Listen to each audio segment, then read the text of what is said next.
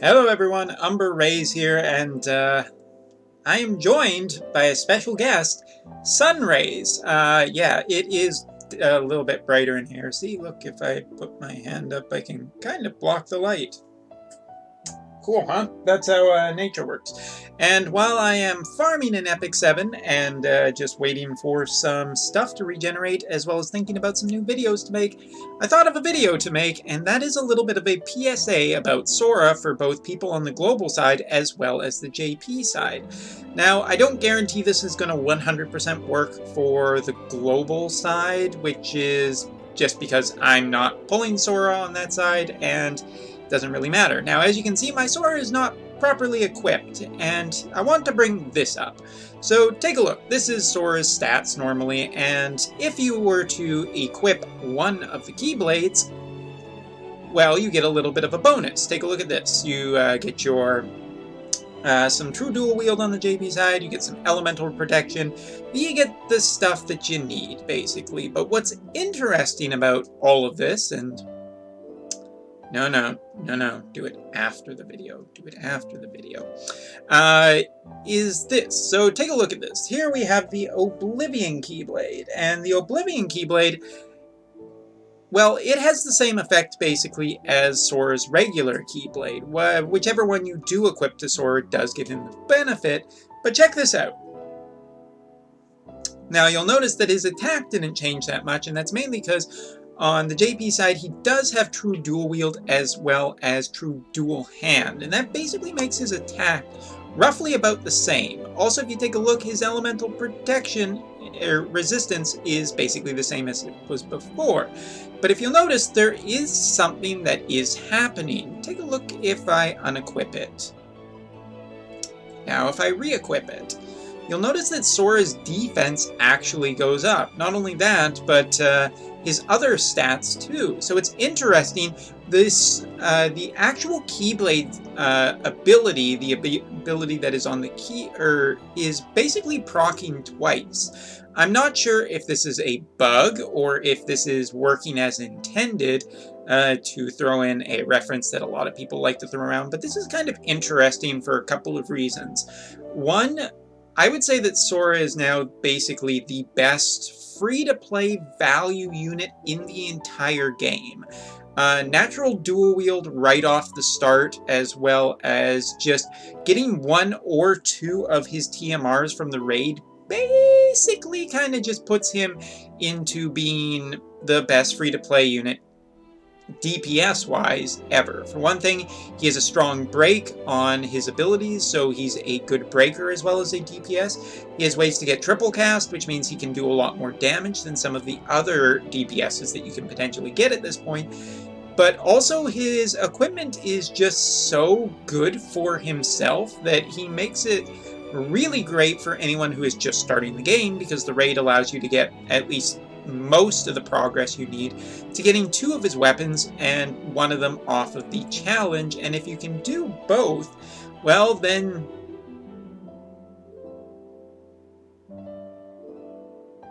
excellent. Another one down.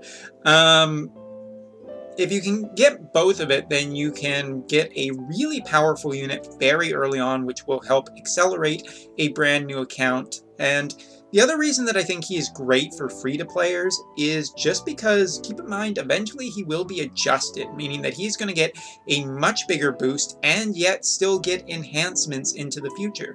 His enhancements will be further down the line because on JP he's brand new, so he's basically going to get two big power-ups, and for these reasons I actually think that Sora is great for free-to-players or people who are starting a brand new account right now. Yeah, that's basically all I gotta say about that.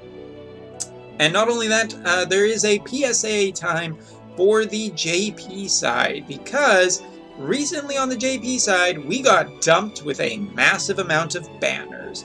Taking a look at it, we have the Secret of Mana banners are back, the Valkyrie profile banners are back, the Nier Automata banner is back, as well as Octopath. And I may have said Valkyrie profile banners, but there is very clearly one. Now, First of all, there's a couple things to note. They are very short term, much shorter term than I thought they were going to be. You only have 3 days, so basically till the end of Monday, right before the New Year banners will start. So if you are interested in these units, unfortunately a little bit of a fire lit under you, but there you go. Another thing to note is that you can spend tickets on these, which is great. Hate those banners where they are limited only. You'll also note that some of the banners give limited time tickets and some do not. So basically these limited time tickets, for doing 11 pulls, you get 1 limited time ticket, and when you get enough of them, you can trade them in for the unit of your choice. For instance, if you get 5 of them, you can go for a Primrose or an Olbrick. Okay, you can go for a Primrose, but still, this is really good. Something else to note, if you have tickets from the older events of these limited time tickets, they don't actually count, which is interesting. Taking a look at the A2 and 2B, as you can see, those tickets that I have, those old tickets, are just not registering. And this is unsurprising. Basically, this is what I thought would happen. Nothing really overly that surprising, but yeah. And the only other PSA I want to give is the units on this list, whether or not they're valuable, good or not, because some people may be wondering whether or not they should pull for some of these units, and here is my recommendation. First of all, this Secret of Mana banner is a definite no, unless you're a fan, but that is the fan rule. These are pretty easy passes. None of these units are particularly that good anymore, so hard no on those. As for the 2B and A2, no, on the JP side, they just don't measure up. Moving on. Next one to talk about is, well, let's talk about the Valkyrie profile banner. We're kind of going in ascension of what I think is more valuable than others. So, first of all, this banner. Freya still has a really good TMR. Lenneth's TMR might get a little better in the future if there's some good bow users, but Arngrim is the only one on this unit or on this banner, and hey, we can't click on it to see the sprite. Damn it, Alan. God damn you.